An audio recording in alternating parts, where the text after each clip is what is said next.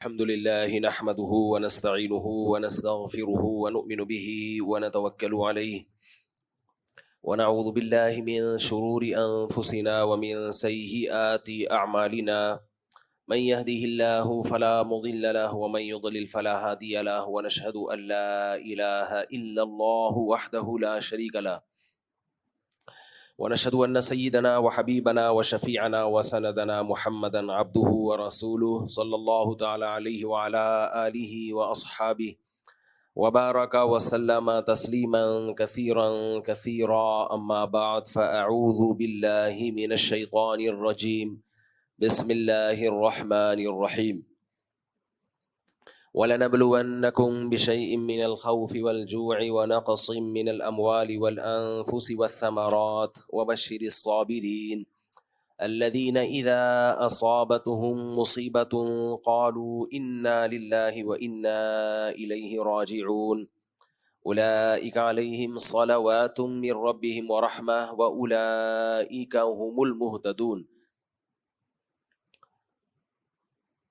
وقال النبي صلى الله عليه وسلم ليس منا من مات على العصبية أو كما قال صلی اللہ علیہ وسلم۔ قرآن مجید کی آیت اور نبی صلی اللہ علیہ وسلم کی حدیث پڑھی ہے۔ اللہ تعالیٰ سے دعا ہے اللہ تعالیٰ صحیح طرح سے بات کہنے کی، سننے کی، سمجھنے کی، اور پھر اللہ عمل کی ہم سب کو توفیق عطا فرمائے۔ قرآن مجید میں اللہ تعالیٰ کا ارشاد ہے وَلَنَبْلُوَنَّكُمْ بِشَيْءٍ مِّنَ الْخَوْفِ وَالْجُوعِ وَنَقْصٍ مِّنَ الْأَمْوَالِ وَالْأَنفُسِ وَالثَّمَرَاتِ، ہم تمہیں ضرور بھی ضرور آزمائیں گے، خوف میں مبتلا کر کے۔ یہ خوف تمہیں جان کا بھی ہوگا، مال کا بھی ہوگا، تمہاری پیداوار میں کمی کا بھی ہوگا۔ ہر طرح کی آزمائشیں تم پر آئیں گی، اور اللہ کہہ دے صرف آئیں گی نہیں، وَلَنَبْلُوَنَّكُمْ ضرور آئیں گی۔ کیوں آئیں گی بھائی؟ کیا معاذ اللہ یہ چاہتا ہے کہ دنیا میں فساد رہے، دنیا میں امن قائم نہ ہو، لوگ بھوک میں مبتلا ہوں، لوگ مسائل کا شکار ہوں؟ تو اللہ کو ان سب چیزوں سے کیا ملتا ہے بھائی؟ انسانوں کو پریشانیوں میں ڈال کے اللہ کو کیا فائدہ ہو رہا ہے؟ کیا والدین چاہتے ہیں کہ ان کی اولاد پریشانیوں میں رہے؟ لیکن حدیث میں تو آتا ہے بھائی اللہ کو اپنی مخلوق سے محبت ماں سے 70 گنا زیادہ ہے۔ تو پھر اللہ تعالیٰ کیوں انسان کو پریشانیوں میں بھی ڈالتے ہیں؟ وَلَنَبْلُوَنَّكُمْ بِشَيْءٍ مِّنَ الْخَوْفِ وَالْجُوعِ، خوف میں ڈالیں گے، بھوک میں ڈالیں گے، وَنَقْصٍ مِّنَ الْأَمْوَالِ، مال کا نقصان بھی ہوگا، وَالْأَنفُسِ، جانوں کا نقصان بھی ہوگا، وَالثَّمَرَاتِ، پیداوار کا نقصان بھی ہوگا۔ سارے ہی نقصانات اللہ نے ذکر کر دیے۔ تو اتنے سارے نقصانات میں ڈالنے سے اللہ چاہتے کیا ہیں؟ اللہ بتاتے ہیں، میں بتاتا ہوں کیا چاہتا ہوں۔ میں نے دنیا کو دارالامتحان بنایا ہے۔ دنیا عیش کی جگہ نہیں ہے، مزے کی جگہ نہیں ہے۔ یہاں مزے ملیں گے تمہیں، لیکن یہ جگہ مزوں کی نہیں ہے۔ یہاں پیٹ بھرے گا تمہارا، لیکن یہ جگہ پیٹ بھرنے کی نہیں ہے۔ یہاں دولت ملے گی تمہیں، لیکن یہ جگہ دولت کمانے کی نہیں ہے۔ یہاں تمہیں صحت ملے گی، لیکن یہ جگہ صحت کمانے کی نہیں ہے۔ یہاں تم شادیاں کرو گے، لیکن یہ جگہ شادیاں کرنے کی نہیں ہے۔ یہاں تم لائف کو انجوائے بھی کرو گے، لیکن یہ انجوائمنٹ کی جگہ نہیں ہے۔ پھر کس کی جگہ ہے اللہ؟ یہ تو نے بنائی کیوں ہے؟ کافر کہتا ہے ایسا ہی بنا دی اللہ نے، کوئی وجہ نہیں ہے۔ کچھ کافر کہتے ہیں بنائی کہاں، بن گئی خود بخود ہمارا دماغ بن گیا، خود بخود ہماری آنکھیں بن گئیں، خود بخود ہماری ناک بن گئی، خود بخود ہم سب بن گئے اور چل پھر رہے ہیں۔ آٹومیٹیکلی یہ سب کچھ ہو رہا ہے۔ ہو نہیں سکتا بھائی. آٹومیٹک مشین بھی بنائی جاتی ہے, بنتی نہیں ہے. مینول سے زیادہ تو آٹومیٹک مشکل ہے. پہلے مینول مشینیں ایجاد ہوئی ہیں, آٹومیٹک بعد میں, ان پہ زیادہ محنت ہوئی ہے. تو آٹو پہ بھی سیٹ ہونے میں ٹائم لگتا ہے. پہلے کوئی آپ کو ایک ٹریک پہ چلاتا ہے, پھر آپ آٹو ہو جاتے ہیں. جیسے کچھ لوگ دوسری شادی کرتے ہیں, پھر تیسری کرتے ہیں, پھر وہ آٹو پہ سیٹ ہو جاتے ہیں, کرتے ہی رہتے ہیں. وہ ان کو روکنا پڑتا ہے, بس کرو. کچھ لوگ میلے رہتے ہیں, گندے میلے گندے رہ کے سیٹ ہو جاتے ہیں کس پہ؟ میل کچیل پہ. کچھ صاف ستھرے رہ کے سیٹ ہو جاتے ہیں کس پہ؟ صفائی پہ. اب ان کو صفائی ستھرائی کی ترغیب دینے کی ضرورت نہیں ہوتی بھائی, وہ اسی پہ سیٹ ہو گئے. لیکن شروع میں سیٹ کوئی کرتا ہے یا خود آپ ہوتے ہیں؟ یہ کام آٹومیٹیکلی نہیں ہوتا. تو کافر تو آرام سے جان چھوڑا لیتا ہے. وہ کہتا ہے بھائی یہ جو دنیا میں حوادث ہو رہے ہیں, جنگیں ہو رہی ہیں, میزائل آ رہے ہیں, ڈرون آ رہے ہیں, یہاں سے جا رہے ہیں, ادھر سے تشریف لا رہے ہیں, اور سائرن بج رہے ہیں جنگ کے, یہ سب کیا ہے؟ نیچرل, آٹومیٹیکلی یہ ہو رہا ہے, چلتا رہے گا ایسے. بیماریاں آئیں, پریشانیاں آئیں, کووڈ آیا, پوری دنیا کو لپیٹ لیا اس نے,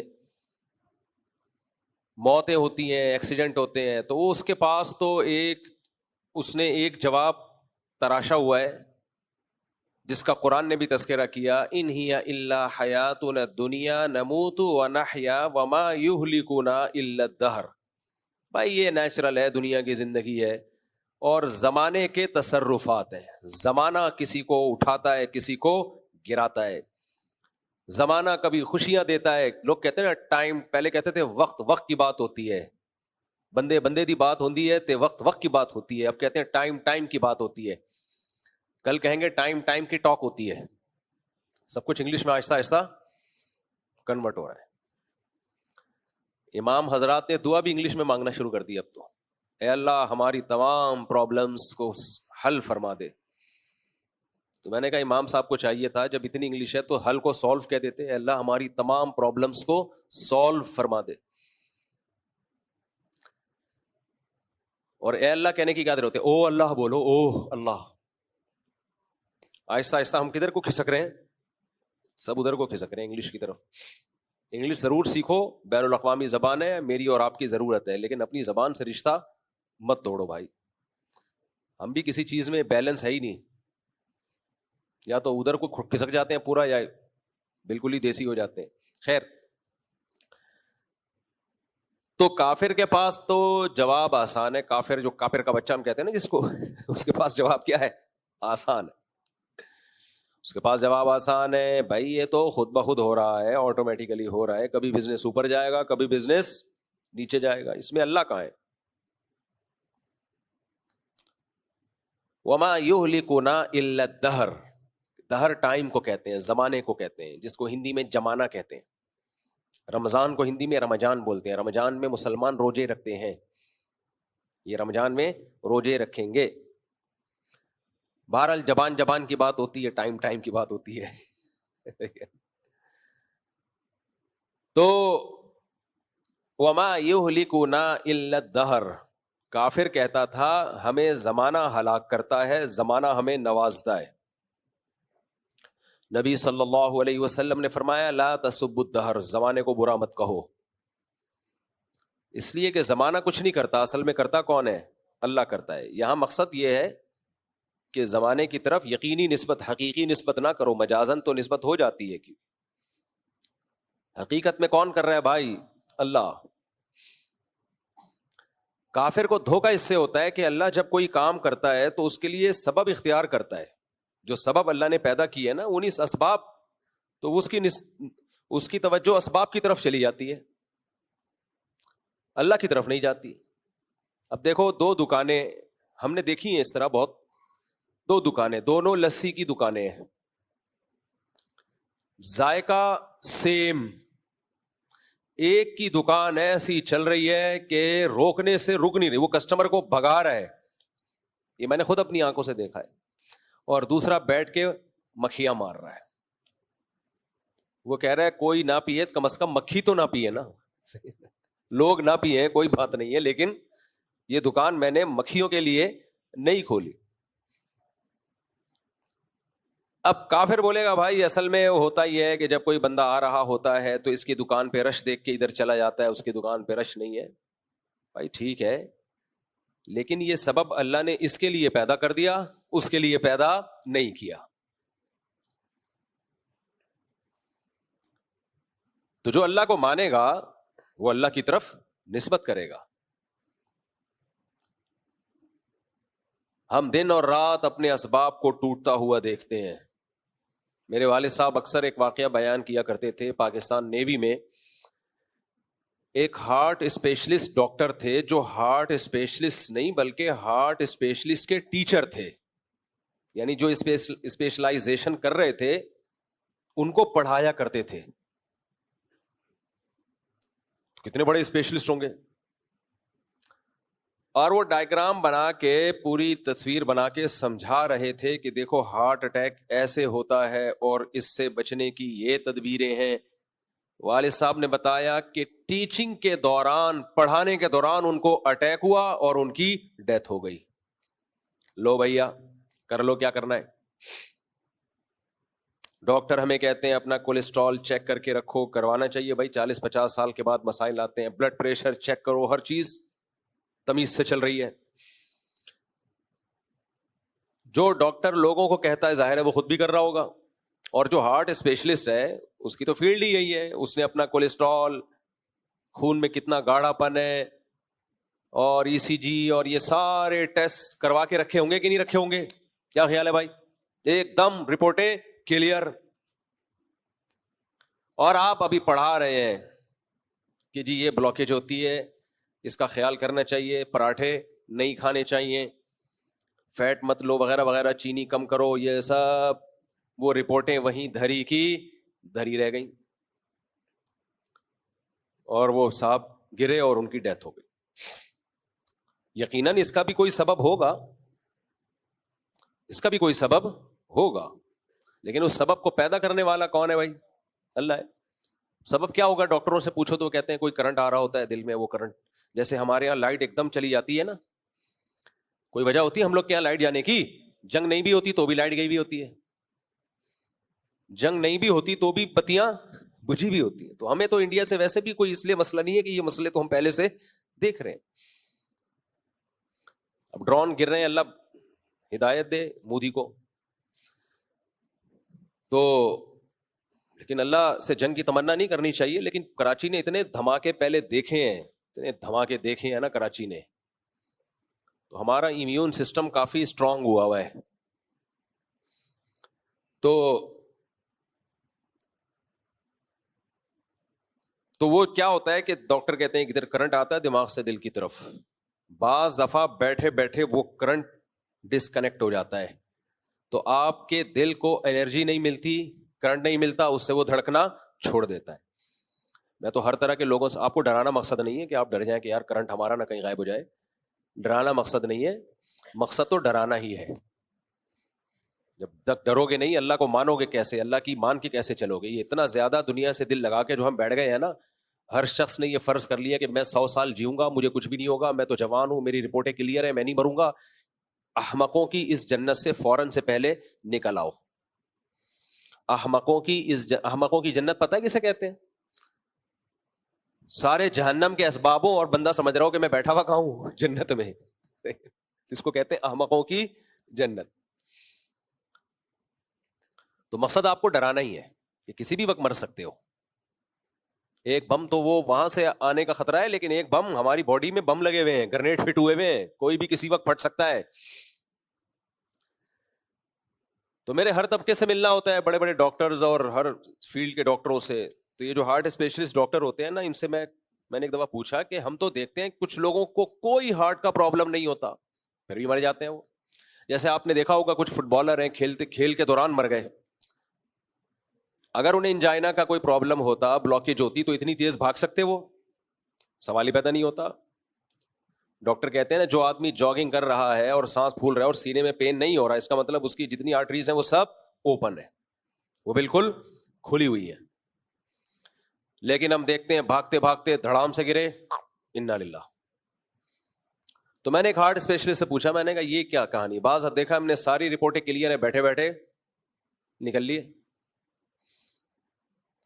تو ڈاکٹر کہتے ہیں بھائی وہ کرنٹ آ رہا تھا، وہ کسی وجہ سے فیوز اڑ گیا یا کیا ہو گیا، جیسے موٹر چلتے چلتے اچانک بند، پتا چلا جی وہ فیوز اڑ گیا ہے۔ فیوز بھی بہت لوگوں کا اڑتا رہتا ہے۔ تو کافر کہے گا بھائی دیکھو وہ تو ایک نیچرل ہے، وہاں سے کرنٹ آتا ہے اور اچانک ڈسکنیکٹ ہو جاتا ہے تو مرنا ہے۔ بھائی بات یہ ہے کہ اللہ نے اللہ دل کو اتنا مضبوط بنا سکتا ہے کہ 100 سال دھڑکتا رہے، وہ اللہ جس نے بچے کی پیدائش سے لے کے 60 سال 50 سال تک اس کرنٹ کو ڈسکنیکٹ نہیں ہونے دیا، وہ ایسا سسٹم بنا سکتا تھا نا کہ موت تک ڈسکنیکٹ نہ ہوتا۔ اس نے اس میں ایک سقم کیوں رکھا ہے، ایک فالٹ کیوں رکھا ہے؟ کبھی کبھار وہ ڈسکنیکٹ بھی ہوتا ہے، وہ فالٹ اس نے اس لیے رکھا ہے بتانے کے لیے کہ میں نے تمہیں لوہے کا نہیں بنایا، میں نے تمہیں ایسا بنایا ہے کہ کوئی بھی کسی بھی ٹائم پہ مر سکتا ہے۔ اے اللہ، جاپانی جب مشین بناتے ہیں تو وارنٹی دیتے ہیں 20 سال کی، 30 سال کی، 100 سال کی، 500 سال کی وارنٹیاں بھی ہیں، اور تو احسن الخالقین ہے، فتبارک اللہ احسن الخالقین، تو سب سے اچھا بنانے والا ہے، اور تو 1 منٹ کی بھی وارنٹی نہیں دے رہا ہے۔ بھائی 1 سیکنڈ کی بھی اللہ گارنٹی نہیں دے رہا کسی کو کہ تو بچے گا، عصر تک بچے گا یا ظہر تک بچے گا یا کل تک بچے گا یا 50 سال تک بچے گا، کسی ایک کی بھی کوئی گارنٹی ہے نہیں ہے۔ تو کیا مطلب؟ ایک طرف اللہ کہہ رہے ہیں تبارک اللہ احسن الخالقین، سب سے بہتر بنانے والا کون ہے؟ میں ہوں۔ جاپان جب کوئی مشین بناتا ہے، روبوٹ بناتا ہے، ہو سکتا ہے ایسے روبوٹ بھی ہوں جن کی 100 سال کی گارنٹیاں ہوں۔ جاپان کا سائنسدان کوئی روبوٹ بناتا ہے تو 100 سال کی گارنٹی لے رہا ہے، اور اللہ انسان کو بنا رہا ہے 1 سیکنڈ کی بھی گارنٹی بولو نہیں۔ تو سمجھ میں نہیں آتا ہے اللہ تو ایک طرف تو کہتا ہے میں زیادہ بہتر بنانے والا ہوں، تو نے ایسی مشین بنائی 1 منٹ کی گارنٹی نہیں، بیٹھے بیٹھے مر جائے بندہ۔ تو اس کا جواب اللہ دیتا ہے کہ اگر میں تمہیں گارنٹی دے دوں کہ تم 100 سال جیو گے تو تم پھر انسان کے بچے بن کے زندگی نہیں گزارو گے،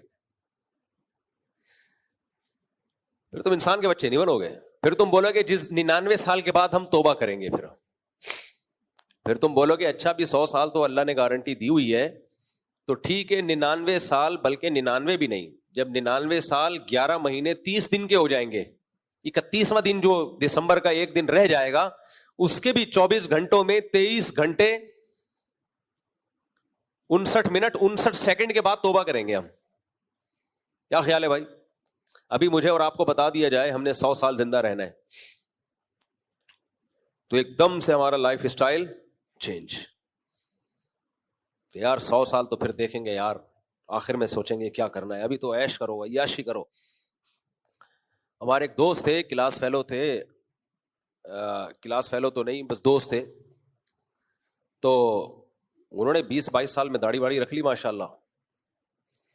تو ایک بندے نے ان کو بلا کے میرے سامنے بولا یار ابھی تمہاری جینے کی عمر ہے، تم لونڈے لپاڑے ہو، تم لڑکے ہو، ابھی سے تم نے کیا داڑھی واڑی رکھ لی، ٹوپی پہن لی، ابھی عیاشی کرو، دنیا میں گھومو پھرو، یہ تو آخری عمر کے کام ہیں، آخری عمر کے دھندے ہیں یہ، جب تھوڑے ایجڈ ہو جاؤ گے اس وقت یہ چیزیں اچھی لگتی ہیں، ابھی کیا کرو عیش۔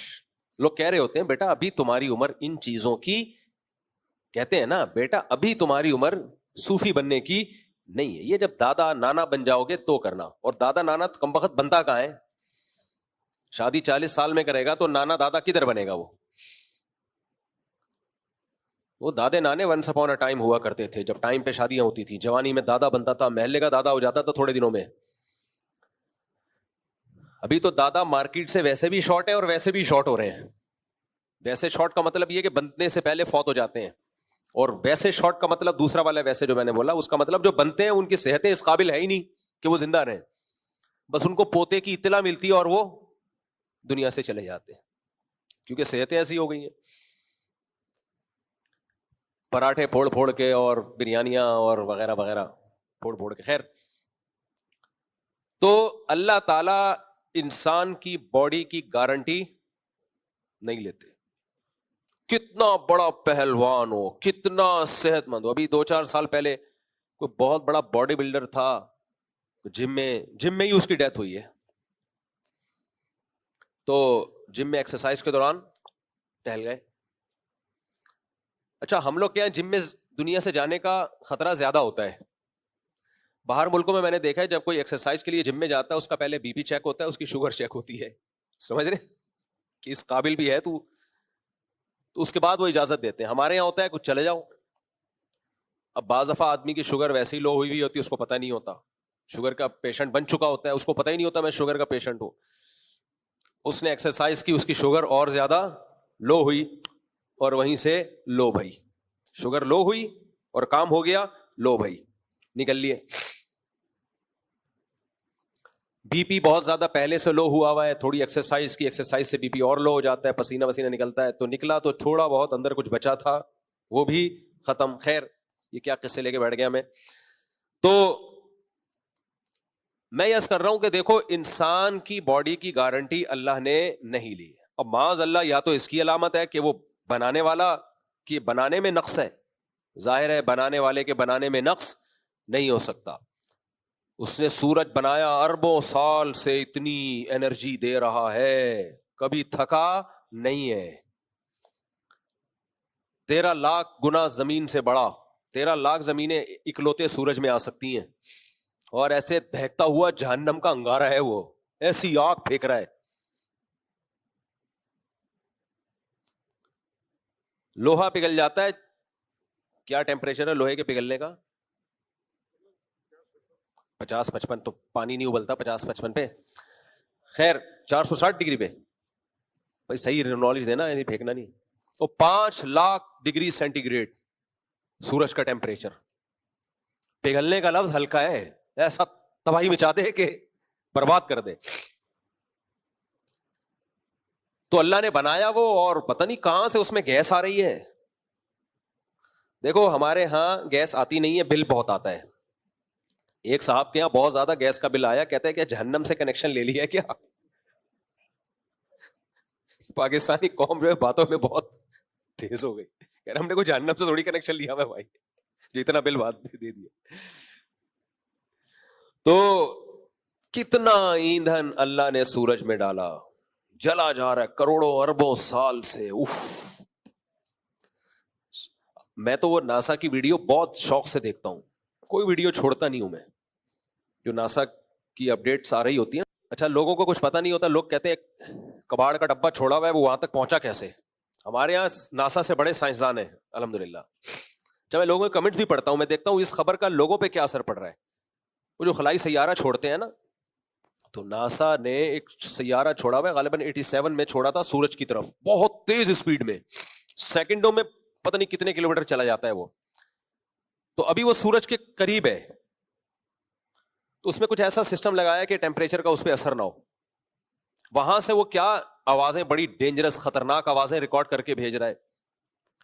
اور وہ جو سورج سے جو شعاعیں نکل رہی ہیں نا, لہریں, جو آگ کے شعلے نکل رہے ہیں, ان شعلوں کی لینتھ پتہ چل رہی ہے کہ کتنے اونچے اونچے تو اس کے شعلے ہیں جو آگ نکل رہی ہے. بہت بڑے بڑے شعلے ہیں وہ, ایسے آگ کا دہکتا ہوا گولا. یہ ہمیں یہاں سے اتنا تمیز کا نظر آتا ہے سورج, اتنی تمیز والی چیز ہے نہیں جتنی ہم سمجھ رہے ہیں اس کو. اتنی آگ بھری ہوئی ہے اس میں, اتنی آگ. اور ہزاروں سال تو اس کے مرکز سے جو انرجی نکلتی ہے نا, جو لائٹ نکلتی ہے, ہزاروں سال اس لائٹ کو سورج کی تہہ تک پہنچنے میں لگتے ہیں, اور پھر 9 منٹ میں ہم تک پہنچ جاتی ہے وہ. تو قدرت کا ایک چیز قدرت کا شاہکار ہے. اور کمال کی بات ہے, وہ سورج کیا کر رہا ہے, زمین کو اپنے محور پہ گھما رہا ہے, زمین چاند کو اپنے محور پہ گھما رہی ہے, زمین چاند کو اپنے گرد گھماتے ہوئے سورج کے گرد بھی گھوم رہی ہے, اور سورج ان سیاروں کو اپنے گرد گھماتے ہوئے کہکشاں کے گرد گھوم رہا ہے. یہ ایسے چھپ چلتے چلے جا رہے ہیں تمیز سے, پریڈ ہو رہی ہے پوری. ما ترى في خلق الرحمن من تفاوت. تبارک الذی میں سورہ ملک میں اللہ کہتے ہیں فارجع البصر هل ترى من فطور ثم ارجع البصر كرتين ينقلب اليك البصر خاسئا وهو حسير، کہ تو اس کائنات کی وسعتوں میں ذرا نظر اٹھا کے دیکھ، تجھے خدا کی بنائی ہوئی چیزوں میں کوئی عیب نظر نہیں آئے گا. اللہ کہتے ہیں ایک دفعہ ذرا نظر گھما، ثم ارجع البصر، نظر گھما کے تھک گیا ہے، بیٹھ گیا ہے، دوبارہ ایک دفعہ ہمارے کہنے پر دوبارہ نظر اٹھا کے دیکھ، آسمانوں کی وسعتوں میں غور کر. اس وقت آسمانوں کی وسعتوں میں غور کرنا ممکن تھا نہیں، بس یوں نظر اٹھائی یہی. آج تو آسمانوں کی وسعتوں میں غور کرنا آسان ہے، کتنے بڑے بڑے سیارے چھوڑے ہوئے ہیں سائنسدانوں نے. تو اللہ کہتے ہیں ثم ارجع البصر کرتین، دوبارہ اپنی نظر اٹھا، ایک دفعہ نہیں دوبارہ غور کر، بار بار. کرتین کا مطلب بار بار یہ کام کر. ینقلب الیک البصر خاسئا، اے کافر جو خدا کی تخلیق میں عیب نکالتا ہے، تیری نظر تجھ پر واپس لوٹے گی اور ذلیل بھی ہو چکی ہوگی، وہو حسیر، اور تھک چکی ہوگی. بعض دفعہ ذلت ہوتی ہے، تھکتا نہیں ہے آدمی، وہ کہتا ہے دوبارہ ٹرائی کرتا ہوں میں. آپ گئے کسی طاقتور سے لڑنے کے لیے، اس نے ایک تھپڑ لگا دیا آپ کو، آپ ذلیل تو ہو گئے سب کے سامنے لیکن ابھی تھکے نہیں ہو. آپ کہتے ہو چلو دوبارہ ٹرائی کریں گے. دوبارہ گئے، اس نے پھر ایک چپیڑ لگا دیا، پبلک میں پھر ذلیل ہو گئے لیکن ابھی آپ تھکے نہیں ہو. ایک وقت آتا ہے مار کھاتے کھاتے آپ ذلیل تو ہو رہے ہو، تھک بھی جاتے ہو، بولتے ہو بھائی یہ نہیں ہو سکتا، اب میں دوبارہ یہ کوشش نہیں کروں گا. تو اللہ کہتے ہیں اس کائنات کی وسعتوں میں جب تم غور کرو گے، اس کائنات کی وسعتوں میں آسمانوں میں دیکھو گے، غور کرو گے، نظر دوڑاؤ گے، تو ایک دفعہ جب نظر دوڑاؤ گے کہ اللہ کی بنائی ہوئی تخلیق میں کوئی عیب نکالیں ہم، تو تمہاری نظر ذلیل ہو جائے گی، تھکے گی نہیں. تم کہو گے دوبارہ ہم تحقیق کریں گے، بھائی شاید کچھ اللہ کی بنائی ہوئی مخلوق میں کوئی عیب ہم تلاش کر سکیں. لیکن جب بار بار ہمارے مشورے پر یہ کام کرو گے، ہم تمہیں حکم دے رہے کرو، تو ایک وقت آئے گا خاسئن بھی ہوگی، حسیر بھی ہوگی، حسرت سے تھکی ہوئی اور ذلیل بھی ہو چکی ہوگی. کوئی بھی چیز اٹھا کے دیکھ لیں کائنات میں، مچھر پہ غور کر لو، پاگل ہو جاتا ہے آدمی. یار اللہ نے اتنی سی مخلوق کو ایسا زبردست بنایا ہے، 100 آنکھیں اس کی کھوپڑی پہ لگا دی، اتنی سی کھوپڑی پہ 100 آنکھ. تبھی مچھر 360 اینک پہ دیکھتا ہے، 360 پہ دیکھ رہا ہوتا ہے مچھر. نہیں آئی سمجھ میں؟ ہم سمجھ رہے تو ادھر کو جا رہا ہے، ادھر نظر آ رہا ہے. نا وہ پیچھے دیکھ رہا ہے کہ بندہ بیٹھا ہوا ہے، ابھی اس کا خون چوسنا ہے. اور یہ کام مچھر نہیں کرتا، مچھریا کرتی ہے. مادہ مچھر خون چوستی ہے، نر مچھر خون. کچھ چیزیں کامن ہوتی ہیں، استغفر اللہ. تو مادہ مچھر کیا کرتی ہے؟ خون چوستی. نر مچھر نہیں، مادہ مچھر کو انڈے دینے ہوتے ہیں نا، تو اس کے لیے خون چاہیے ہوتا ہے. اب دیکھو ہمیں ہی کاٹتی ہے اور ہمارے ہی خون پہ انڈے بھی دیتی ہے، یعنی اس کی ماں نے ہمارا خون پیا تھا تو اس کو جنا تھا. احسان فراموشی ہے یا نہیں ہے؟ ہمارا خون نہ پیا ہوتا تو اس مچھریا کی ماں نے اس کو جنا ہوتا؟ نہ، ہمارا خون پی کے اس کی ماں نے اس کو جنا. اس کا شکر کا تقاضا یہ تھا اب ہمارا خون نہ پیتی، کہ بھئی مجھے تو زندگی انسان کے خون کے پینے سے ملی ہے، میری ماں نے ان کا خون پیا تھا مفتی صاحب کا تو میں پیدا ہوئی، یا آپ مفتی صاحب کا یا مستفتی صاحب کا جو بھی ہے، تو اس کا تقاضا ہے. لیکن کہتی ہے نہیں، میری ماں نے تیرا خون پی کے مجھے جنا تھا، اب میں بھی تیرا خون پی کے اپنے بچوں کو جنوں گی. اٹ از کالڈ احسان فراموشی. بہت بڑی احسان فراموشی ہے جو استغفر اللہ، جو مچھریا کو نہیں کرنی چاہیے. خیر، تو کیا بات کر رہا تھا یار، کدھر کو نکل گئے ہم. ہاں، اللہ تعالیٰ کہتے ہیں ما ترى فی خلق الرحمن من تفاوت، تمہیں رحمان کی تخلیق میں بنائی ہوئی چیزوں میں کوئی عیب نظر نہیں آئے گا. عیب کا مطلب کیا ہے؟ جس چیز کو جیسا بنانا چاہیے تھا نا، ہونا چاہیے اس کی نیچر کے مطابق، بالکل ویسا ہی بنایا ہے، اس کو بالکل ویسا بنایا ہے. تو یہ اس کی علامت ہے بھائی، بنانے والا ناقص نہیں ہے. لیکن پھر وہی سوال، اے اللہ جاپان تو یہ دعویٰ نہیں کرتا کہ میری بنائی ہوئی چیزوں میں کوئی عیب نہیں ہے، بلکہ انہوں نے کمپنیاں بٹھائی ہوئی ہیں، سوزوکی کمپنی، ٹویوٹا کمپنی میں کچھ سائنٹسٹ اور انجینئرز ہر وقت بیٹھے رہتے ہیں، بھائی کہیں کوئی فالٹ نظر آئے تو بتاؤ، اگلی جب جو پروڈکٹ مارکیٹ میں آئے گی تو اس میں ہم اس فالٹ کو دور کریں گے. تبھی وہ جاپانی کمپنیوں کا اب تک کوئی مقابلہ نہیں کر سکا ہے. اس کی وجہ یہ ہے کہ جب کوئی کمپنی لاتی ہے نا کچھ پروڈکٹ مارکیٹ میں، تو جاپان اس سے ایک اسٹیپ آگے جا چکا ہوتا ہے. تو لیکن جب جاپان چیزیں بنا رہا ہے بھائی، وہ کہہ رہے ہیں، میں یہ دعویٰ نہیں کرتا کہ کوئی فالٹ نہیں ہے، ہو سکتا ہے، ہمیں بتائیے، کمپنی اس کو اگلی دفعہ میں ٹھیک کر دے گی، لیکن پھر بھی وہ گارنٹی لیتا ہے 100 سال کی، 150 سال کی، 200 سال کی، 50 سال کی گارنٹیاں لے لیا۔ اللہ کہہ رہے ہیں میری بنائی ہوئی تخلیق میں کوئی فالٹ نہیں ہے، لیکن گارنٹی نہیں لے رہا۔ اتنی سی بھی گارنٹی نہیں ہے، بعض دفعہ تو اللہ نے، فرشتے نے ماں کے پیٹ میں لکھ دیا ہوتا ہے یہ بچہ پیدا ہونے سے پہلے مرے گا، یہ ماں کے پیٹ میں لکھ دیا جاتا ہے کہ یہ بچہ پیدا ہونے سے پہلے مر جائے گا، یہ پیدا ہوتے ہی مر جائے گا، یہ پیدا ہونے کے سال بعد مر جائے گا، یہ پیدا ہونے کے 2 سال بعد مر جائے گا، یہ 50 سال کا ہو کے مرے گا، اور یہ 100 سال کا ہو کے بھی نہیں مرے گا۔ جیسے طارق بھائی، اللہ ان کی عمر میں بہت برکت ہے ماشاءاللہ، اللہ اور برکت دے ان کی عمر میں۔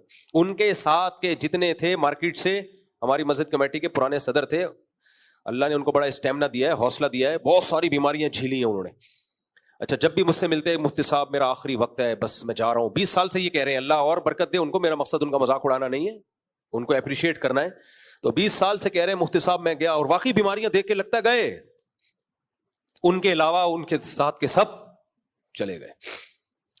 تو جب میں ان کو دیکھتا ہوں کہتا ہوں صاحب بس میرا آخری وقت ہے، راشا بھی ہے نا ان کو، بس میں جا رہا ہوں، میں کہتا ہوں آپ طارق بھائی انشاءاللہ نہیں جاؤ گے، اللہ نے اپنی قدرت دکھانے کے لیے آپ کو زندہ رکھا ہوا ہے، اور مزید 20-30 سال اللہ آپ کو انشاءاللہ رکھے گا، کیونکہ میں نے دیکھا ہے جو نہیں ہل رہے تھے وہ ہل گئے، آپ ہل رہے ہو مگر ہل نہیں رہے، آپ کو اللہ اور لمبی زندگی دے گا۔ اس کی ایک وجہ ماشاءاللہ اللہ سے تعلق بھی ہے، جس کا اللہ سے تعلق ہوتا ہے ویسے ہی خوش رہتا ہے، وہ ٹینشن زیادہ لیتا نہیں ہے وہ۔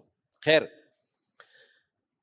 تو بھائی اللہ تعالیٰ نے انسان کو بنایا، اور اللہ کہتے ہیں میری بھی بنائی ہوئی مخلوق میں کوئی فالٹ نہیں ہے۔ یہاں ایک اشکال ہوتا ہے کہ معذور بچے بھی تو پیدا ہوتے ہیں اور اس طرح بھی تو ہوتے ہیں، دیکھیں وہ بھی اللہ کی تخلیق کا ایک حصہ ہے۔ اللہ اگر کبھی کسی کو معذور پیدا ہی نہ کرتا تو پتہ کیسے چلتا کہ معذوری کیا ہوتی ہے؟ عربی کا ایک مقولہ ہے، تعرف الاشیاء باضدادها، ہمیشہ کسی چیز کو پہچانا جاتا ہے اس کے اپوزٹ سے۔ نابینا اگر نہ ہوتے تو آنکھوں کی نعمت کا پتہ نہ چلتا، تو اس 100 میں ایک آدھ اللہ نے اس لیے رکھا ہے، وہ بھی اللہ کی تخلیق کا ایک حصہ ہے، اس کی حکمتوں کا ایک حصہ ہے۔ فالٹ کا مطلب کوئی کام بغیر حکمت کے اس نے نہیں کیا، ہر کام حکمت سے کیا ہے، ہر کام میں کوئی نہ کوئی حکمت ہے۔ تو اللہ تعالیٰ کی حکمت نے تقاضا کیا کہ انسان کی زندگی کی گارنٹی نہ لی جائے، کسی پر کسی بھی وقت میں موت آ سکتی ہے۔ اس کی وجہ کیا ہے؟ اللہ خود بتاتا ہے قرآن میں۔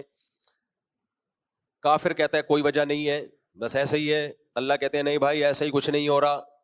لِيَبْلُوَكُمْ أَيُّكُمْ أَحْسَنُ عَمَلًا، اللہ نے دنیا میں غم اور پریشانیاں اس لیے رکھی ہیں اور موت اس لیے رکھی ہے کیونکہ اللہ تمہیں آزمانا چاہتا ہے۔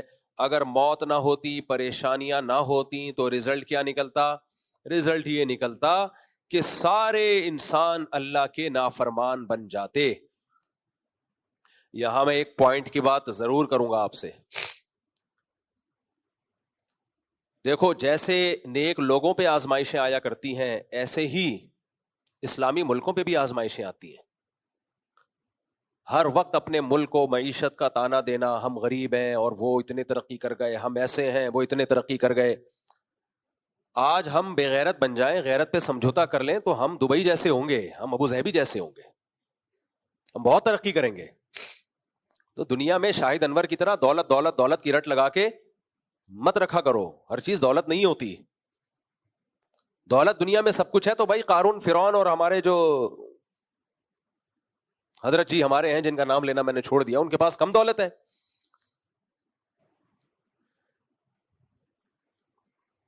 تو دولت دولت دولت دولت دولت ایک پاگل بنا دیا بھائی۔ دولت کمانے کی کوشش کرو ضرور، جو سستی کاہلی کی وجہ سے غریب ہے اچھا نہیں ہے، لیکن ملے گا ہر ایک کو نہیں۔ کتنے لوگوں کی کوششیں ضائع جائیں گی، کچھ بھی نہیں آئے گا ان کے ہاتھ میں۔ اور کچھ لوگوں کو غیرت پہ سمجھوتا کرنا پڑے گا تو دولت ملے گی، اور کچھ لوگوں کو غیرت پہ سمجھوتا نہیں کریں گے تو وہ غریب رہیں گے۔ آج ہم اپنی ایٹمی طاقت سے دستبردار ہو جائیں، ایٹمی اثاثے ان کے حوالے کر دیں، سونے کے نوالے کھاؤ گے آپ، میں اور آپ۔ مجھے بہت افسوس ہوتا ہے جب ہم اپنے ہی ملک کے خلاف بہت زیادہ بولتے ہیں. میں پہلے اس بیان کو تھوڑا سا مکمل کروں پھر اس پہ بات کروں گا. تو اللہ نے جب یہ فرمایا نا کہ ہم تمہیں آزمائیں گے ہر طرح سے, اور آخر میں فرمایا وَبَشِّرِ الصَّابِرِينَ, جب ہم تمہیں آزمائیں گے تو صبر کرنے والوں کو آپ خوشخبری سنا دیں. یعنی آزمانے کا مقصد کیا ہوگا؟ بھائی اس کی آواز تھوڑی تیز کریں. آزمانے کا مقصد کیا ہوگا؟ اللہ یہ دیکھنا چاہیں گے کہ کون صبر کرتا ہے اور کون شکر کرتا ہے. ابھی آزمائشیں دو طرح کی ہوتی ہیں. ایک آپ کی ذاتی زندگی میں آزمائشیں آتی ہیں, کوئی کاروبار کا نقصان ہو گیا, اللہ نہ کرے کسی کا بچہ فوت ہو جائے, اللہ نہ کرے کسی کا کوئی گھریلو جھگڑا ہو, بیماری آ جائے, کینسر آ گیا, کوئی بھی بیماری, کچھ بھی ہو گیا. ایک آزمائش یہ ہوتی ہے. ایک آزمائش ہوتی ہے اجتماعی, قوم پہ ایک آزمائش آئی ہوئی ہے, کنٹری پہ آزمائش آئی ہوئی ہے. تو اللہ کہتے ہیں ہم تمہیں آزمائیں گے. تو اس آزمائش میں اے نبی آپ خوشخبری سنا دیں صبر کرنے والوں کو, خوشخبری سنا دیں صبر کرنے والوں کو. صبر کسے کہتے ہیں اس کو سمجھنے کی ضرورت ہے. ہم میں ہر شخص سمجھتا ہے کہ میں اس مصیبت میں صبر کر رہا ہوں. نا نا نا, یہ میرے اور آپ کے کہنے سے ہم صابر نہیں کہلائیں گے. اللہ کہے گا کہ تم صبر کر رہے ہو تو یہ پھر مانا جائے گا کہ ہم کیا ہیں, صبر کر رہے ہیں.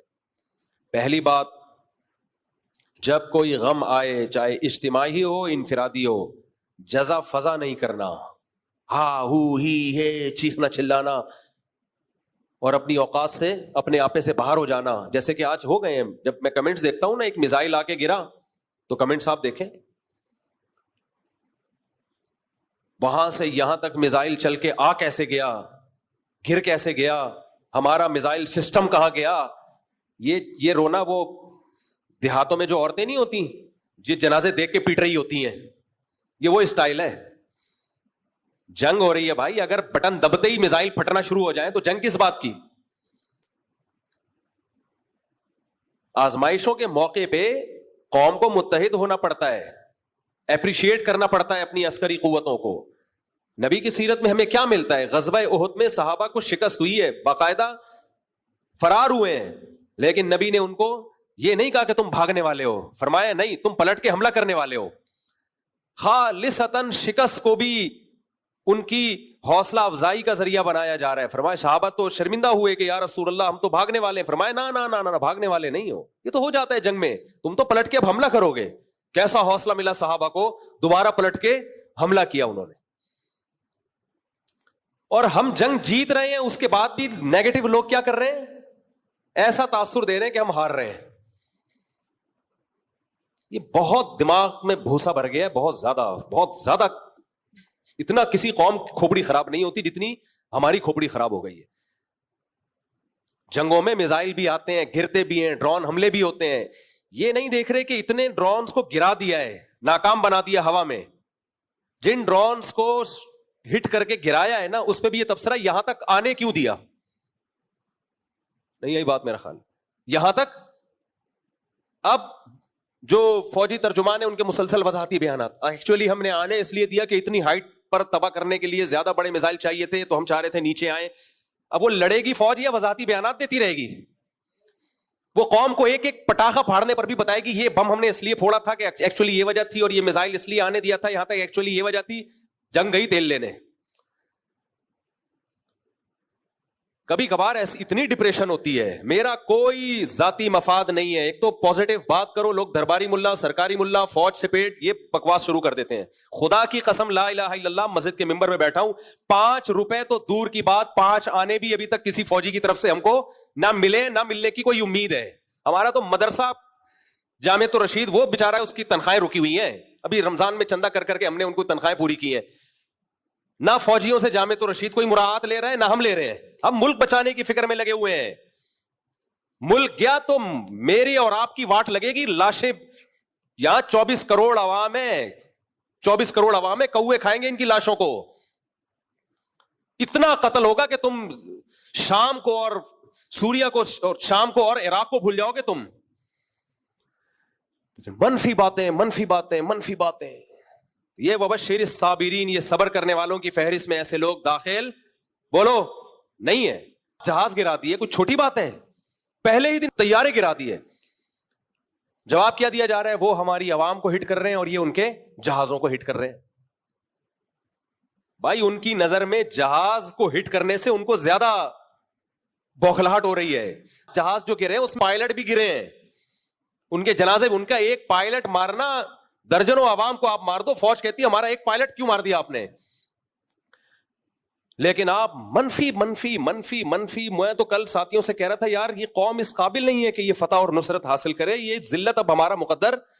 باتوں سے ایسا لگتا ہے مقدر. میں پھر ڈپریشن میں جاتا ہوں, نیند میری اڑتی ہے.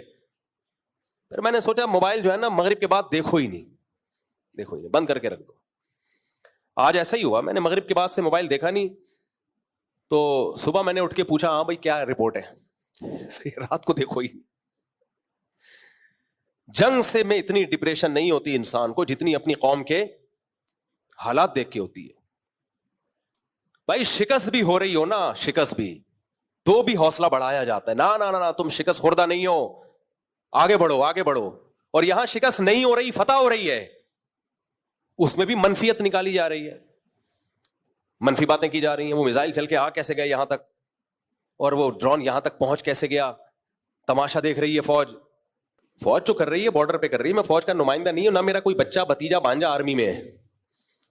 مجھے پاکستان سے محبت ہے میرے بھائی. ملک گیا ہم سب کی واٹ لگ جائے گی. اتنے مزے سے نہیں بیٹھے ہوئے ہوگے, اور سب سے زیادہ مذہبی لوگوں کو نقصان ہوگا. ابھی حضرت مفتی تقی عثمانی صاحب کی اتنی زبردست اسٹیٹمنٹ آئے گی یہ جہاد ہے, اس پہ نیگیٹو کمنٹس مفتی تقی صاحب درباری سرکاری. ابے ملک بچانے کی بات کر رہے ہیں میرے بھائی, ملک بچانے کی بات کر رہے ہیں. تو اور کسے جہاد کہتے ہیں؟ لوگ کہتے ہیں فلسطین کو بھول گئے, اس وقت جہاد کا فتویٰ نہیں دیا. کیوں نہیں دیا فتویٰ بھائی؟ اس وقت بھی جہاد کا فتویٰ ہے, اب بھی جہاد کا فتویٰ ہے. اس وقت بھی تھا, اب بھی ہے. تو جو قرآن کہتا ہے نا وبشر الصابرین, صبر کرنے والوں کو خوشخبری دیں. تو یہ جو ہم میں سے بعض لوگوں کا جو رسپانس ہے نا کمنٹس میں, یہ صبر نہیں ہے, یہ کیا ہے؟ بے صبری ہے. ایک صاحب جاننے والے انہوں نے مجھے میسج بھیجا, ادھر سے ڈرون آ کے سویلین پہ کیوں گرا, فوج پہ کیوں نہیں گرا. تو میں نے ان سے کہا, میں نے کہا دیکھو جنگ کے موقع پر نا اس طرح کی باتیں کر کے یہ شو کرنا کہ ہم اپنی عسکری طاقتوں کے ساتھ نہیں ہیں, یعنی فوج پہ گراؤ ہم پہ نہ گراؤ, اس سے دشمن خوش ہوگا, اور یہ غداری میں آتی ہیں یہ سب چیزیں. تو ان کا جواب آیا کہ آپ بھی تو جنرل مشرف پہ بڑی تنقید کیا کرتے تھے مفتی صاحب,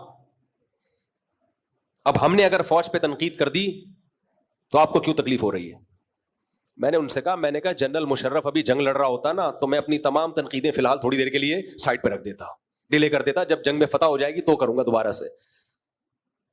یہ موقع نہیں ہے, موقع نہیں ہے یہ تنقیدات کا. اور ڈیپو پہ آرمی کے بھی حملے ہوئے ہیں, آپ تو رپورٹ بھی غلط پیش کر رہے ہو. لاہور میں جو حملہ ہوا ہے ہمارے دوست, یہ میں نیوز چینل کی خبر نہیں بتا رہا, یہ تو ہمارے جو دوست ہیں جن سے ہم سے لاہور میں بیٹھے ہوئے ان سے کال پہ بات ہو رہی ہے, وہ کہہ رہے کہ ادھر آرمی ایریا پہ حملہ ہوا ہے. فرضی چیزیں بنا بنا کے منفیت پھیلانا. انڈیا حملہ سویلین پہ کر ہی اس لیے رہا ہے کہ تاکہ سویلین اپنی فوج کے خلاف کھڑی ہو, ان میں جوش پیدا ہو. اس کا مقصد ہی یہی ہے کہ یہ اپنی فوج کے خلاف کھڑے ہو جائیں کسی طرح. اس کو پتا ہے ہم نہیں مار سکتے ان کی فوج کو, یہیں سے لوگوں کو کھڑا کرو فوج کے خلاف. ابھی میرے بھائی تمام اختلافات کو کھڈے لین لگا دو, عقل مند قومیں یہی کرتی ہیں, کھڈے لین لگاؤ, بعد میں لڑنا. میں بھی اس لڑائی میں آپ کے ساتھ ہوں گا, بعد میں لڑیں گے, ہم تو لڑنے والے لوگ ہیں. دشمن سے نہ موقع ملے آپس میں لڑتے ہیں, گوشت کھاتے ہیں, لڑیں گے, میں بھی لڑوں گا انشاءاللہ. لیکن ابھی خدا کے لیے, ابھی مشرف اور لوگ کہتے ہیں نا مسلم, آپ نے بھی تو مشرف کی مخالفت کی ہے. بھائی کی ہے, لیکن جنگ تھوڑی ہو رہی تھی. مشرف اگر انڈیا سے جنگ کر رہا ہوتا, انڈیا نے اٹیک کیا ہوتا اور مشرف لڑائی کر رہا ہوتا, پھر ہم کہتے ہیں مشرف ایسا مشرف ویسا. پھر اگر کہتے تو ہم غدار وطن ہوتے, پھر غدار کہلاتے ہیں. جیسا بھی ہے, جب لڑائی ہو رہی ہے تو ہم کس کے ساتھ ہیں؟ حجاج ابن یوسف کتنا ظالم تھا, لیکن جب اس نے جنگ کی ہے میدان جہاد میں, صحابہ اس کی صف میں شریک ہو کر لڑے ہیں دشمن سے. بھائی یہ جیسا وردی ہے, ابھی کیا کر رہا ہے, لڑ کس سے رہا ہے؟ اسلام دشمنوں سے لڑ رہا ہے. تو منفی باتیں مت کرو, یہ کیوں ہو رہا ہے وہ کیوں ہو رہا ہے. آپ پتا کسی کو کچھ بھی نہیں ہوتا. میں جب واگا بارڈر گیا وہاں میں نے ایک بیان دیا, اس پہ بھی کچھ لوگ کہہ رہے ہیں کہ پیڈ ہیں, کوئی لفافے مل رہے ہیں. اللہ کی قسم ہم نے کسی فوجی سے رابطہ نہیں کیا کہ ہم واگا بارڈر جا رہے ہیں, کیا خیال ہے کتنے پیسے ملیں گے. ہم جب وہاں پہنچے ہیں فوجیوں کو بھی نہیں پتا تھا کہ ہم آئے ہوئے ہیں. ان جب پتا چلا بہت خوش ہوئے. اس کرنل تھے, انہوں نے کہا کہ ہمیں حوصلہ چاہیے بھائی, حوصلہ پبلک. تو بہت خوش ہوئے کہ آپ لوگوں نے آ کے ہمیں حوصلہ دیا. کچھ ان کو جہاد کی آیتیں سنائی, کچھ ان کے اپریشیٹ کیا. اتنا خوش ہوئے کہ دل باغ باغ ہو گیا, کوئی تو آیا. تو منفی سوچنا چھوڑ دو, سمجھ رہے ہو, کچھ تھوڑا سا مثبت سوچا کرو. یہ سب نے مل کے اس میں ہم نے قوم پوری اکٹھی ہوگی اس مسئلے پر. اور سامنے کیا ہے, بتوں کی عبادت کرنے والے, پتھروں کو پوجنے والے. اور بات یہ کہ آپ کے بارڈر پہ جتنے ملک ٹچ ہوتے ہیں سب ویسے ہی آپ کے دشمن ہیں, وہ سب ویسے ہی آپ کے دشمن ہیں. تو قوم بھی دشمن ہوگی تو بنے گا کیا ہمارا؟ فوج سے آپ دشمنی نکال رہے ہو, فوج کی ایسی کی تیسی ہو جائے گی آپ کی, لیکن آپ کی بھی ہوگی, پھر آپ کی اس سے بڑی ہوگی. اور جن کو آپ اپنا دوست سمجھ رہے ہو کہ جی ہمارے دوست ہیں اور یہ ہمیں آزادی دلائیں گے اس فوج سے, نا نا نا نا نا, وہ ایسا غلام بنائیں گے نا آپ کو کہ آپ کی سوچ ہوگی.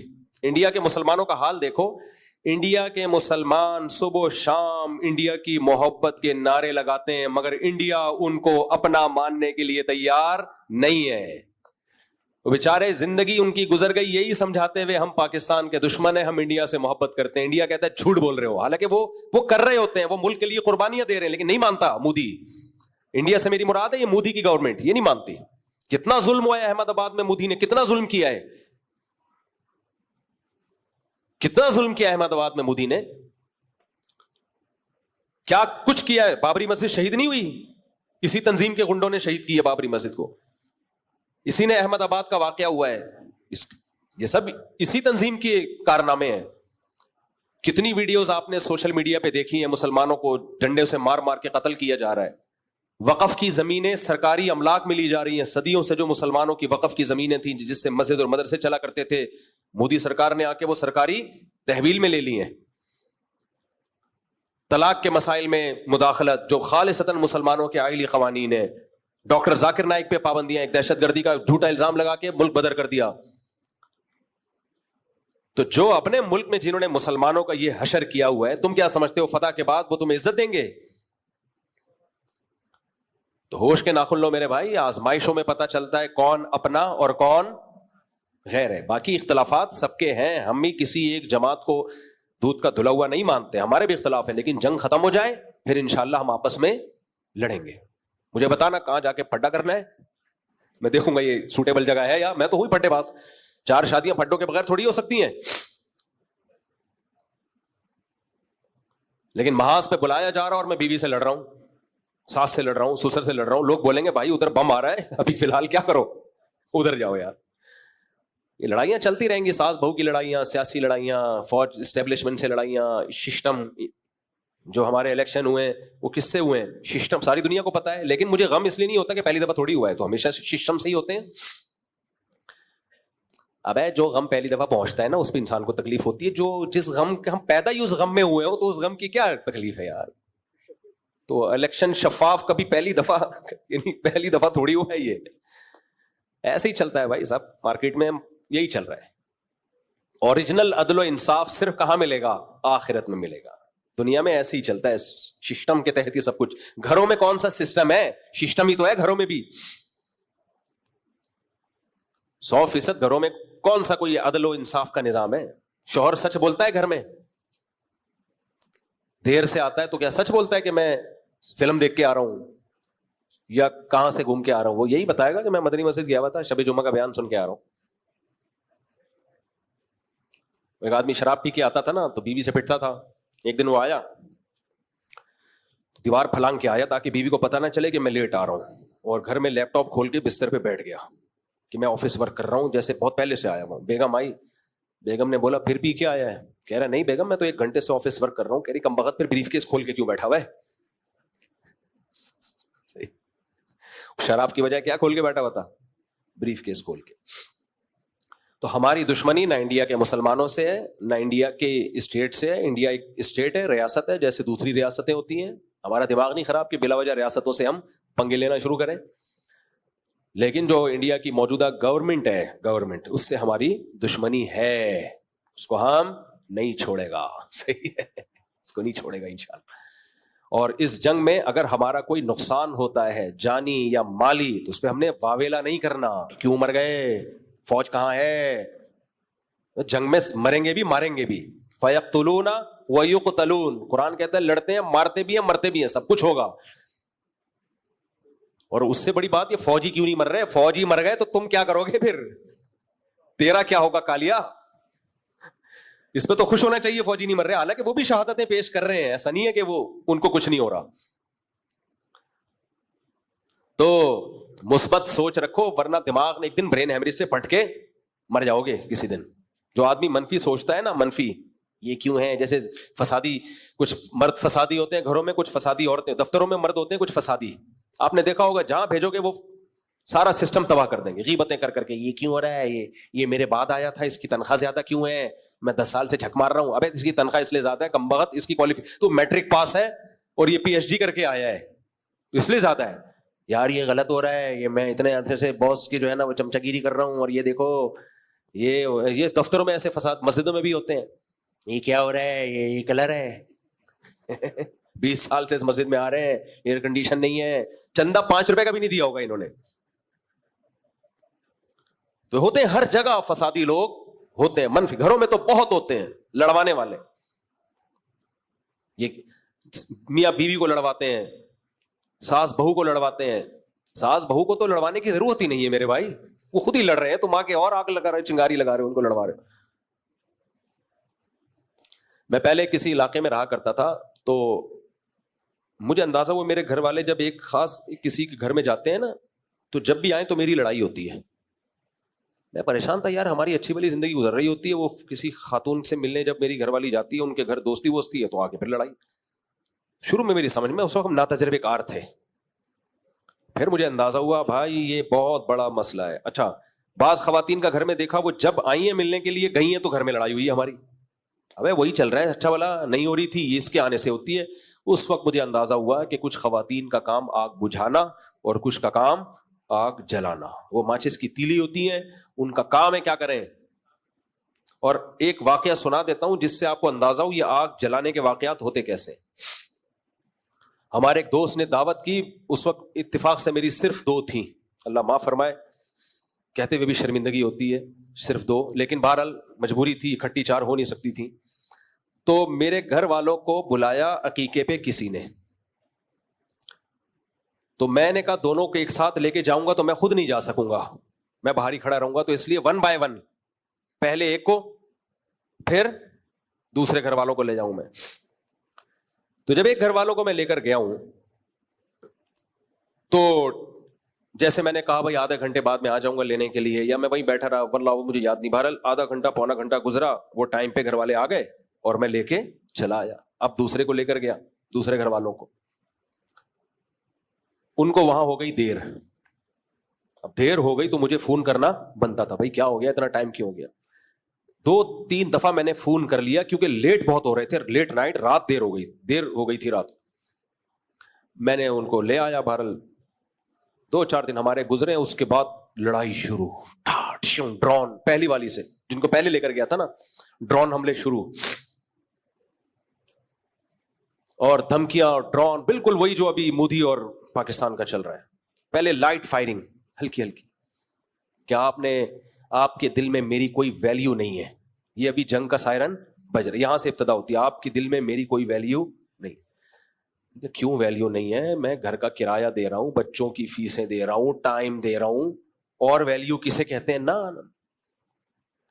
اب اچھا, خواتین کی عادت ہوتی ہے اصل بات نہیں بتاتی, شروع میں یہ سیاستیں چل رہی ہوتی ہیں, پوری ایک دم سے کلیئر بات ہو نا تو آدمی وضاحتی بیان دے دے, تو یہ ہے فلانا ہے اور یوں ہے, اور میرے اوپر ایک تو سوکن آئی ہوئی ہے, اوپر سے ویلیو کس کو دی جا رہی ہے. ابے بھائی کیسے ویلیو دے رہا ہوں میں, اس کو خرچہ زیادہ دے رہا ہوں یا اس کو ٹائم زیادہ دے رہا ہوں نا. یہ ہلکی پھلکی فائرنگ, پھر میزائل, گرنیڈ, ایسا بھائی. جب اس کی ڈیپ میں گیا تو پتا یہ چلا کہ جنہوں نے گھر میں دعوت کی تھی نا عقیقے کی, ان کی خواتین کا کہیں بعد میں رابطہ ہوا پہلے گھر والوں سے, اور ان کی خواتین نے ہمارے پہلے گھر والوں کو کہا کہ جب آپ آ کے بیٹھی تھی مفتی صاحب کا ایک فون بھی نہیں آیا, جب دوسری آئی تھی کم سے کم 5-6 کالیں کی ہیں, اتنی فکر ہے. میں نے کہا میرا پروگرام اڑ گیا. حالانکہ وہ ضرورت کی بنیاد پہ کی تھی, دیر ہو گئی تھی, تو دیر ہوتی تو ان کو 10 کالیں کر لیتا میں. اب کیا وضاحتی بیان, میں ٹائم تھوڑا بتاؤں کہ دیکھو اتنے بج کے اتنے منٹ پہ وہ گئے تھے اور لیٹ ہو گیا. بہرحال وہ وضاحت پھر یہ ثابت کرنے کے لیے کہ نہیں بھائی آپ کی ویلیو بہت زیادہ ہے, کتنا خرچہ ہوا میرا, کتنا ٹائم لگا. لیکن پھر بھی وہ بات تھوڑی ہوتی ہے, ایک دفعہ بدگمانی پھیل جائے تو بہت مشکل ہے. مجھے خیال ہوا ہے جن کے گھر گئے تھے ان کو کیا ضرورت تھی بتانے کی کہ اتنی کالیں اور اتنی کالیں اور ایسا ہوا, کیا ضرورت تھی یار, یہ ہر رپورٹ پیش کرنے کی ضرورت نہیں ہوتی. اور بھی اس طرح کے بہت واقعات ہیں میرے پاس. کبھی آپ خوشبو لگا کے آئیں, اکیلے بیٹھے ہیں آپ, انڈیا پاکستان کی جنگ کو بھول جاؤ گے آپ. خوشبو لگا کے آئیں, خوشبو اس لیے کہہ رہا ہوں کہ گرمی میں پسینہ آج کل بہت نکل رہا ہے, تو ایسے ہی آ کے چپکتے ہیں نا تو مجھے تھوڑی سی تکلیف محسوس ہوتی ہے. پھر میں نے ایک پالیسی بنائی, جو لوگ 2-3 شادیاں کرتے ہیں وہ میرے تجربوں سے فائدہ اٹھا. میں نے پالیسی بنائی کہ ایک گھر والے جہاں جائیں گے دوسرے والے وہاں جائیں گے, سب کی دوستیاں الگ الگ خاندانوں سے ہوں گی تاکہ ان کا آپس میں کوئی مواصلاتی رابطہ ہو ہی نہیں, کوئی رابطہ نہ ہو. اگر ایک کو ایک گھر میں سلام دعا ہے تو اب ادھر آپ کا کوئی تعلق ہے ہی نہیں, ملاقات ہی نہیں کرواؤ, کیونکہ ملاقات ہوگی تو ریلیشن خود بخود بنے گا. تو اس سلسلے میں پھر وہ اللہ کا شکر ہے اس کے بعد تھوڑا سکون آیا زندگی میں. جی کیا, ہاں تو میرے بھائی اللہ کہتے ہیں آزمائشوں میں وبشر الصابرین, صبر کرنے والوں کو خوشخبری سنا دیں. تو جب بھی جنگ مسلط ہوتی ہے, مسائل ہوتے ہیں, ایسے موقع پہ منفی باتیں کرنا یہ بے صبری ہے, یہ صبر نہیں ہے. ایسے موقع پہ بھائی منفی چیزوں میں بھی مثبت چیزیں نکالو.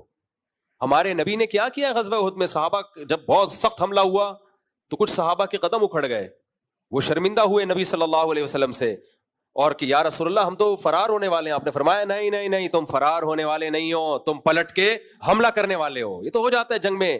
قرآن نے بھی تسلی دی, وَتِلْكَ الْأَيَّامُ نُدَاوِلُهَا بَيْنَ النَّاسِ, یہ ایام ہم لوگوں کے درمیان گھماتے ہیں, پلڑا جنگ میں اوپر نیچے ہوتا رہتا ہے. یہ تو صحابہ یعنی اللہ بھی حوصلے بڑھاتا ہے لڑنے والوں کے, تو ہم کیوں حوصلہ. اور بات یہ کہ ہم تو منفی چیزوں میں منفیت نہیں, مثبت چیزوں میں منفیت تلاش کر رہے ہیں, تو یہ صبر نہیں ہے میرے بھائی. نبی صلی اللہ علیہ وسلم نے خاتون کو دیکھا جن کے بچے کی وفات ہوئی, وہ قبر پہ بہت زیادہ چیخو پکار کر کے رو رہی تھیں. آپ آئے, آپ نے فرمایا صبر کرو. وہ نبی کو پہچانی نہیں, انہوں نے کہا کہ جو غم آپ کو پہنچا ہے. پھر میں پوچھتی کہ صبر کسے کہتے ہیں, آپ صبر کرتے ہیں کہ نہیں کرتے.